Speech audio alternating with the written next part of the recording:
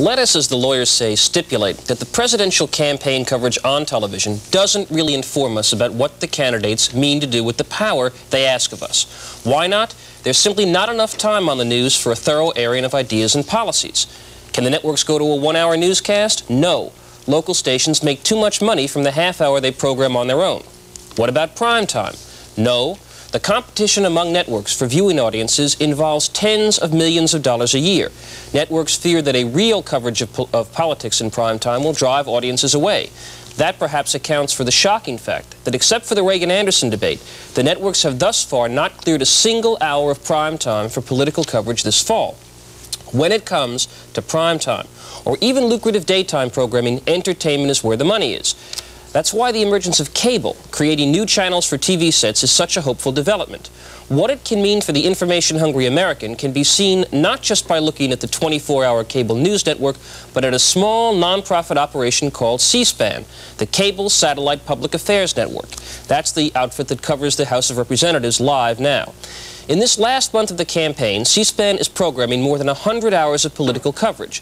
It will enable viewers to hear candidates at length and in detail.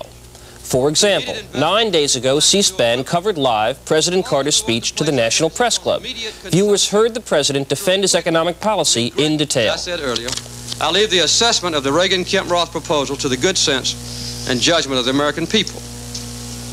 I propose that we reject quick inflationary tax cuts that pile up federal deficits and erode the value of the money of our country. I propose instead that we rely on the same values and the same common sense that built our country in the first place.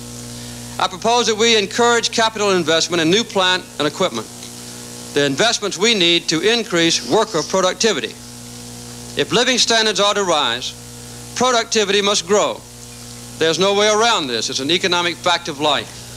After the speech, viewers from around the country could phone in comments and questions to representatives of Ronald Reagan and John Anderson.